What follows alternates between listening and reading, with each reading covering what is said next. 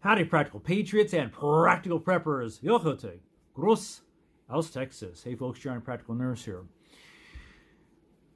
Do not despair. We have endured, and we shall survive this. That's something my mother used to tell me when I was a kid when things looked pretty bleak. Growing up, if there was a place or position financially lower than dirt poor, that's where we were. And she used to say, you know, you can either sit there and whine or complain about it, whatever that's causing the problem, or you can get up and you can do something about it.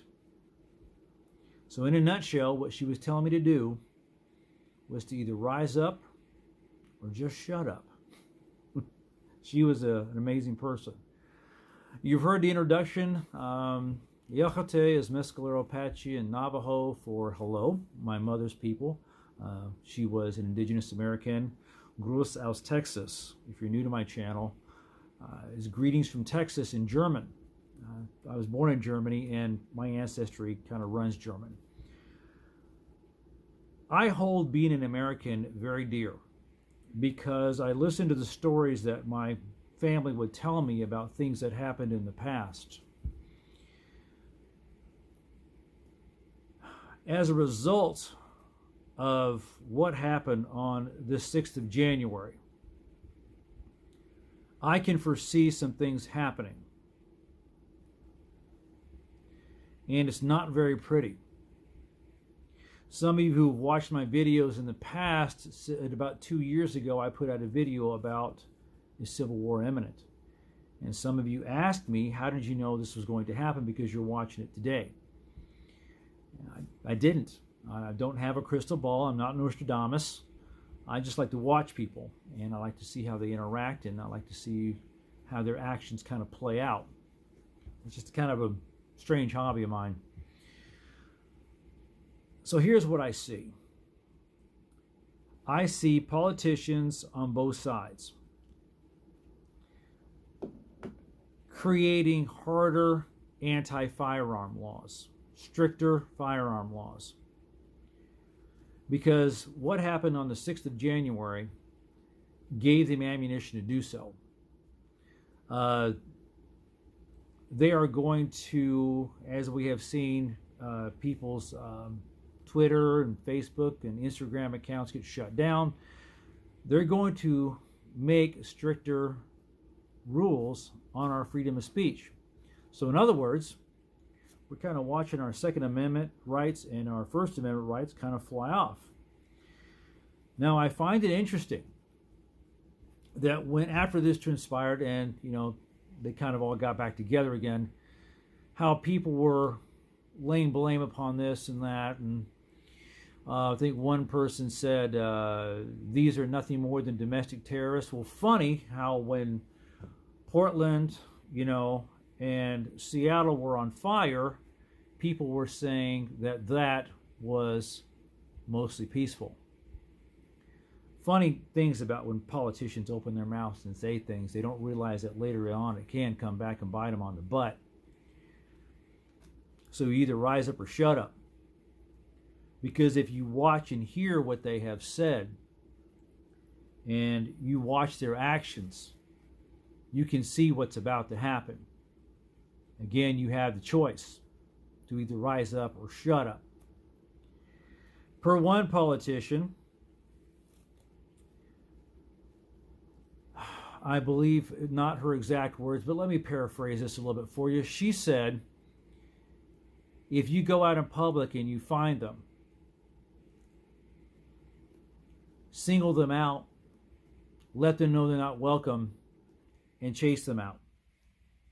Another politician said something to the nature of, somebody should get a list of all these Trump supporters in case we need to use it for future reasons. Why would you want a list of people specifically on one person's side? Another one said something of the nature, you Trumpers out there, tread lightly, kind of watch your back. Soldiers, you know what to do. So what does that sound like to y'all? Sounds like somebody kind of wants to send the military after people that supported President Trump. So what have you had in those three instances alone? Well, you've had somebody that wanted to have us marked and driven out. Okay? Then you want somebody who wants a list of names. I want the names, right? Why? I want the names. Then you have somebody who, according to some people, has literally started wanting to take military action against us. What does that sound like? Well, I've already told you my ancestral lines are Indigenous American and Germanic. To me, that sounds like Nazi Germany, 1937, 1939. Now, the indigenous, these regulations and restrictions they're going to put on firearms, as you have heard them say, first they will institute a buyback program, and then if people don't comply, then there will be a seizure of firearms. Now, Indigenous American ancestry. Wounded Knee. Wounded Knee should have never happened, and hopefully, if we rise up, it shall never happen again.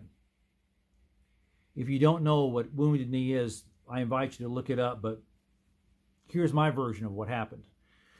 Depending on where you look and where you and who you ask, it's the Massacre of Wounded Knee. If you read some old history books, the Battle of Wounded Knee, the government basically sent troops in to confiscate firearms from the Native Americans, and they slaughtered them, slaughtered the Native Americans unmercifully. It was a bad day in our history. January 6th, to me, is a bad day in our history. Because all we have done is given these politicians on the extreme sides permission to destroy our rights. Again, you have the choice to either rise up or shut up.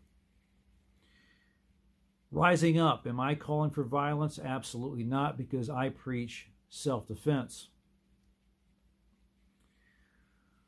Rising up can simply mean that you just rise up and take notice, and you start taking notes, and you start watching, and you observing. It can mean that you get together with your like-minded family and friends, and you start organizing. And you go in and you cast your ballots, and you insist that your ballots are done legally. You insist to your local politicians that there's no chance that fraud can be committed.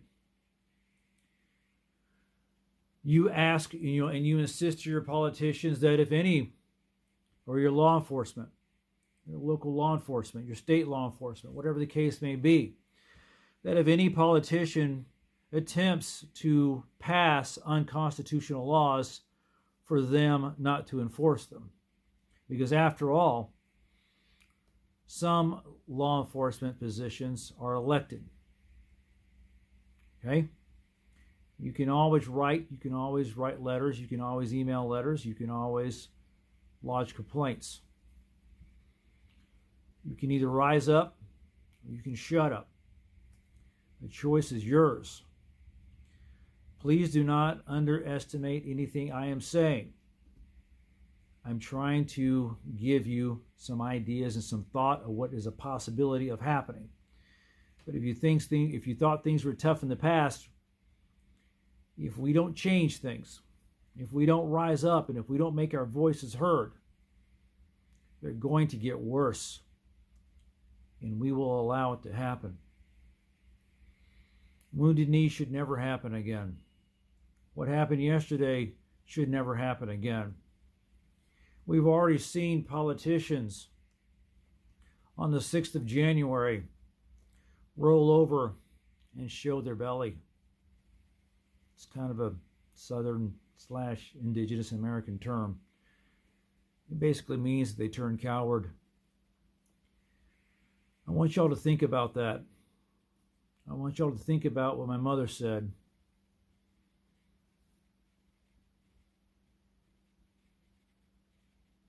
We have the choice.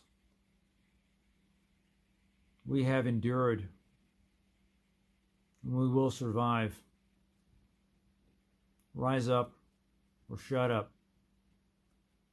Watch the actions of politicians as they tell us to stay locked in homes, wear the mask, take the vaccine, do as you're told, while I go out and get my hair fixed at the hairdresser. Watch their actions. Why is it do they not live under the same rules that they apply to us? It's called hypocrisy. For a politician to look you dead in the eye and say that there was no fraud committed during the election, then why is there evidence? Why do our judicial system that we hold dear to protect us, to protect the law and enforce the laws, turn an eye? Why is that? Rise up or shut up. It's your choice. Questions or comments? Leave them below. Until I see you all again, I'm Johnny the Practical Nurse, out here.